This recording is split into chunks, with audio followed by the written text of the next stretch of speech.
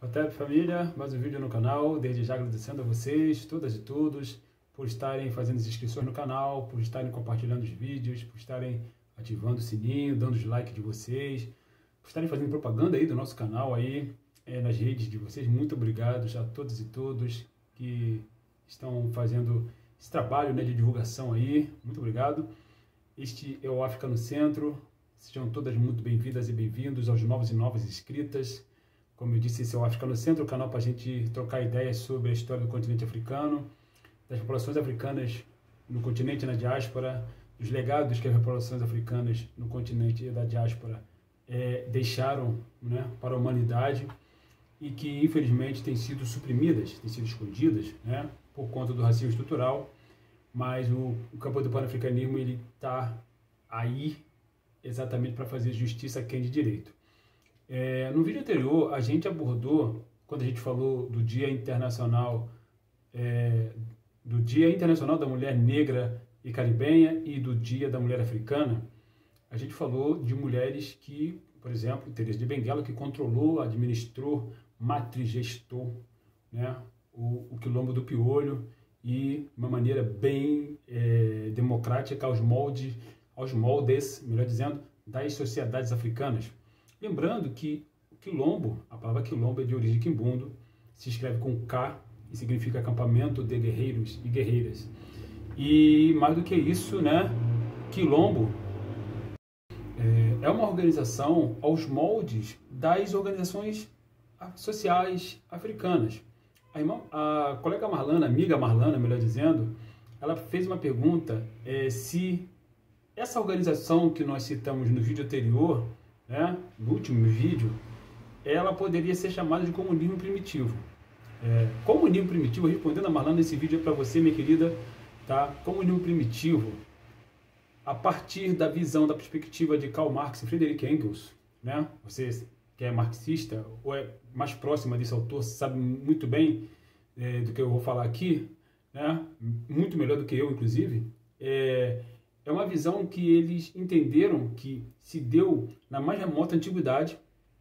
Porém, essa visão ela foi construída, né, para eles com o surgimento da humanidade, quando a humanidade arcaica surge, em seguida o comunismo primitivo, logo a escravidão, em seguida veio o feudalismo, e assim se constituiu a humanidade. Só que, à luz das pesquisas do panafricanismo, né, Cheikh Anta Diop, filósofo, físico, químico, egiptólogo, historiador, sociólogo, antropólogo, linguista e matemático, né, ele fez uma pesquisa profunda exatamente em cima das obras de Karl Marx e Friedrich Engels, melhor dizendo, em cima das obras de Friedrich Engels, das obras de Bachofen e de Louis Morgan, e desenvolveu uma pesquisa, né, que ele apresentou como sua segunda tese na Sorbonne, né, ainda nos anos 40, e essa tese veio se chamar depois a Unidade Cultural da África Negra, onde ele analisa as teses desses três pensadores, né, Louis Morgan, Friedrich Engels e J.J. Bachofen, que construíram uma visão unilinear, né, dizendo que o mundo se desenvolveu de uma maneira igual, né, de um matriarcado primitivo que passou por 6 etapas até chegar ao ápice, né, onde surge a propriedade privada, a família, né, o patriarcado e a propriedade privada, em seguida a civilização.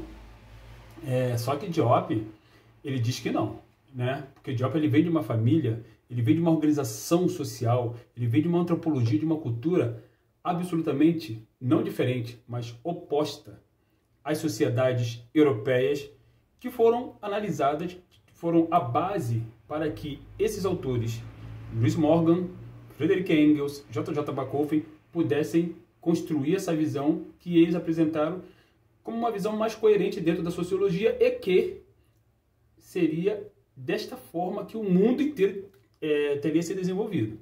Só que Cheikh Anta Diop, ele se opôs a essa visão, tá? de uma maneira bem científica, levando em considerações fundamentalmente os climas opostos na região meridional, que Cheikh Diop chama, né, onde estão localizados o continente africano, o sul da Ásia, tá? A Oceania, o Pacífico Sul, né? A Índia, e ele chama essa região enorme, o sul das Américas, onde nós estamos aqui, de berço meridional. Este lugar, este grande berço, essa grande extensão territorial, por razões climatológicas, na antiguidade, ela permitiu, por conta do clima predominantemente quente ou temperado, que as populações desta região, predominantemente não, 100% negras, desenvolvessem um matriarcado, a partir do momento que a mulher começa a desenvolver a agricultura. E este matriarcado perdurou e perdura até hoje, não só nas sociedades africanas do continente, como ele se manifesta em muitas sociedades africanas da diáspora. Dito isso, né, um exemplo de onde o matriarcado na diáspora, particularmente aqui no Brasil, podemos citar tranquilamente, se manifesta dentro dos terreiros de candomblé, onde você tem mulheres e alorixás controlando esses territórios políticos, ok? Então, como por exemplo, tivemos uma mulher, né, várias mulheres, mas a gente falou de Teresa de Benguela particularmente, controlando um território político que não era um terreiro, mas era um quilombo, né? E o quilombo e o terreiro são territórios políticos também, cada um dentro das suas especificidades. Beleza? No berço setentrional, como Diop aborda na obra dele, A Unidade Cultural da África Negra, inclusive eu convido você a ler essa obra, que é uma obra absolutamente brilhante e explicativa e conclusiva. Diop aborda que a mulher, no berço setentrional, por razões climatológicas, pelo fato daquele berço ter vivido a última era glacial, né, quando as populações africanas migram, né, para onde é hoje a Rússia, Sibéria, Ucrânia, por exemplo, e ali as populações africanas pigmentadas, né, elas ficam aprisionadas durante 40 mil anos ou mais, e se modificando fenotipicamente, se modificando culturalmente, antropologicamente, construindo uma outra visão de sociedade, de organização social, de organização familiar, né? Por conta do clima, porque o clima era muito hostil, profundamente hostil, e por conta disso, o homem hegemonizava essas sociedades. O homem hegemonizava essas sociedades, por conta as sociedades ficaram vinculadas com a caça, e a caça era uma atividade masculina, e a única atividade feminina, no berço setentrional, como explica Diop, eram atividades somente domésticas de reprodução. Já no berço meridional, que compreende a África, o sul da Ásia, né, onde hoje é inclusive o Oriente Médio, né, onde tem o Iraque, Irã, onde tinham populações africanas, os elamitas, os caldeus, os sumérios, né, essas populações tiveram a possibilidade, por conta do clima mais temperado, de praticar agricultura. E quem começou a prática da agricultura 12, 15 mil anos antes da Era Comum foram as mulheres que, apartadas das funções de caça, também apartadas das funções de caça, porque os machos iam para caça, no berço meridional, as mulheres se assenhoraram do solo, né? E mantiveram um vínculo, estabeleceram um vínculo muito forte, cosmogônico, filosófico, com o solo, carnal, espiritual. E este vínculo com o solo foi o que permitiu a ascensão dessas sociedades agrícolas. A questão é que a ascensão dessas sociedades agrícolas, elas não podem ser vistas como um comunismo primitivo, conforme explicado nas obras desses autores citados, né? Os autores do campo do eurocentrismo, diga-se de passagem, né? Por quê? Porque o primitivo, conforme essas pessoas colocam, né, e conforme muitas pessoas entendem, é no sentido de atrasado. Não, essas sociedades, elas não nasceram atrasadas. O que elas tinham é as possibilidades tecnológicas daquele momento, né, lhe deram a força para elas erigirem essas sociedades enormes, esses grandes reinos, Kush, Kemet, os reinos dravídeos da Índia, Harappa, Mohenjo-Daro, Shanhu-Daro, as populações africanas, né, as sociedades africanas, os reinos, impérios africanos, de Mesopotâmia, sumérios, elamitas, caldeus, né, que se transformaram em sociedades poderosas do ponto de vista político, econômico, social, e eram sociedades xenofílicas e não xenofóbicas, né, por conta da forte presença, da forte influência da mulher. Muitas vezes essas sociedades desenvolveram uma visão onde a mulher era vista como uma deidade, diga-se de passagem.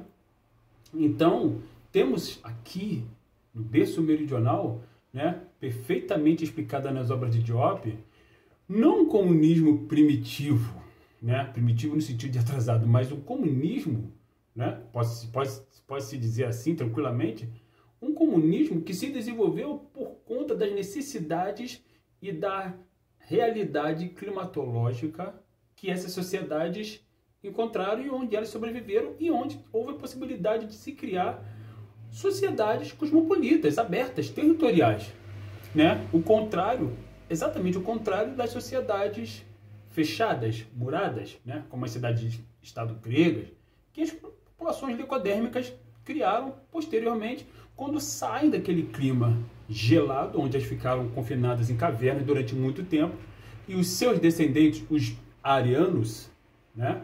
As populações arianas, que eles se denominavam dessa forma, arianos, gente da pele nobre, bem brancos mesmo, quando eles começam a construir as suas sociedades, quando eles, né, enfim, se assentam, né, nesses lugares e começam a construir as suas civilizações, porque para você construir civilização, é necessário que estivesse assentado, né? Essas sociedades foram sociedades nômades durante milhares e milhares de anos, né? Quando elas finalmente se assentam, né, se fixam em um lugar e constroem suas civilizações, as populações se apresentam como populações guerreiras, onde a terra é propriedade privada, fundamentalmente.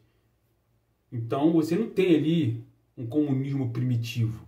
Você tem ali a terra fundamentalmente apenas enquanto propriedade privada, e a visão belicista que emerge nessas sociedades por conta dos seus vínculos com a caça, que durou muito tempo, se junta com a propriedade privada do solo e se junta com mais uma coisa que eles desenvolveram, a escravidão, como modo de produção predominantemente. Enquanto em África, no berço meridional, de uma forma geral, você não tinha escravidão como modo de produção. Você tinha diferentes categorias servis, em diferentes épocas, de diferentes formas, mas você não tinha um modo de produção escravocrata, você, pelo contrário, porque para você ter um modo de produção escravista, você precisa passar para a propriedade privada do solo, algo que jamais foi verificado no berço meridional, conforme explica Cheikh Anta Diop, que essas sociedades desenvolveram a apropriação coletiva do solo. Nem mesmo os grandes líderes dessas populações, os imperadores, os reis, tinham, a classe sacerdotal, a casta, sacerdotal, tinha a propriedade privada do solo, absolutamente, porque a terra era mãe, entendida como mãe, que representava o vínculo com seus congêneres, o vínculo com aqueles que já se foram e vínculo com aqueles que vão vir, né? Então a terra, o solo, ele estava vinculado a essas três esferas fundamentais que era muito fortemente entendida como uma ligação muito forte que essas sociedades tinham com o solo, ok? Então, família, dada essa explicação para a querida amiga Marlana, espero que você tenha compreendido. Com certeza você vai compreender, porque você é inteligentíssima. Venham fazer o nosso curso de História Geral da África, a partir da perspectiva do pan-africanismo e da afrocentricidade. Ele é online, ele é comigo, ele é didático, onde a gente apresenta, além desses autores que eu acabei citando aqui, que basicamente Cheikh Anta Diop, a gente apresenta muitos outros autores, John Henrik Clarke, Carlos Moore, Teófilo Obenga, Amadou Hampatibá, Nadove, Catherine Bancolia, Marimba Anne, enfim, muitos autores, Francis Krauss Wells, onde a gente discute a história da África a partir desta perspectiva preta, fundamentalmente preta, que é o pan-africanismo e a afrocentricidade. Ok, família?